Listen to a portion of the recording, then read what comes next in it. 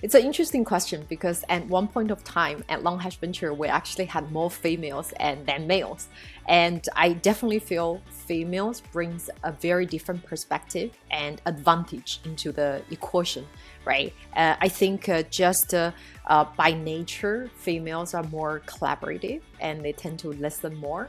And they become very good collaborators. So it's very important in an industry as new as crypto or blockchain, because people are still new to this, right? So I think to push the whole industry forward, you need people to listen to each other, and you need people to work together and push the frontiers of this. So I think because of that, and we're running an accelerator business, the nature of that is you become a bridge in the whole ecosystem, right? You need to build a very robust investor network.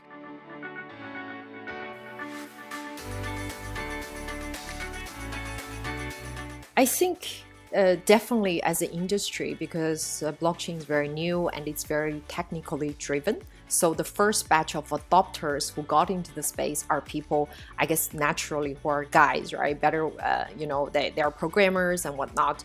But interestingly, I think depending on which area you're playing this whole industry, there are actually more women in investment side of things, or more women in accelerator kind of side of things, right? So and for us, when we evaluate candidate, we don't really intentionally consider, oh, we must have a balance, right? We must have like how many females. There's no such quota. We purely evaluate based on track record, skills, and whatnot. And just so happens that a lot of the top talents we manage to recruit are actually female.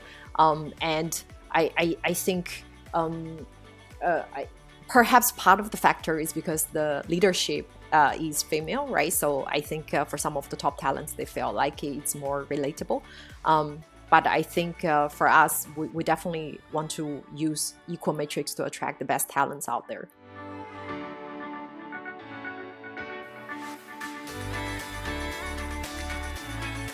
Yeah, I think the unconscious bias is a very subtle thing, right? It's almost like you can't, you feel it, but it's very hard to pin your fingers and say, hey, I'm being biased against. And I think some of the statistics helps to point out. I think in terms of my general tips, I think it's really, for one, try to use your difference as an advantage rather than hindrance. Say, for example, in an industry so new as blockchain and crypto, anybody who are bold enough to make a move into the industry will actually have a good head start, right? So, and that's the first thing. And as a woman, and I think sometimes I would stand out more because of my gender. People would actually pay attention to say, hey, what is Emma doing, right? There's so few women out there, and let me see whether she's up to something interesting. So I think I would rather think of that as an advantage. And then secondly is definitely I think there are some kind of, maybe this is sounding a bit stereotypes, but from my own experience, right? So I tend to want to do the stuff like how we, over the last 3 years, I tend to want to establish the track record before I go out and raise money. So if I were to reflect on my own lesson, I think for female founders or early entrepreneurs is just, punch above your weight, right? Just always go out there and try to make some moonshots. You never know where you're going to land.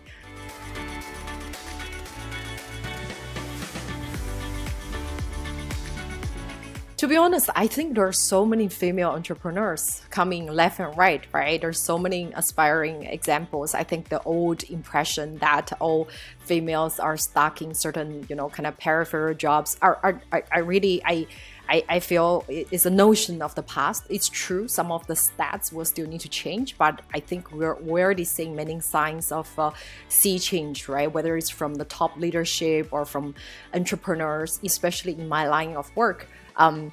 Last year I was leading the subcommittee of the Singapore FinTech Association, and we actually have a group for women who are in FinTech.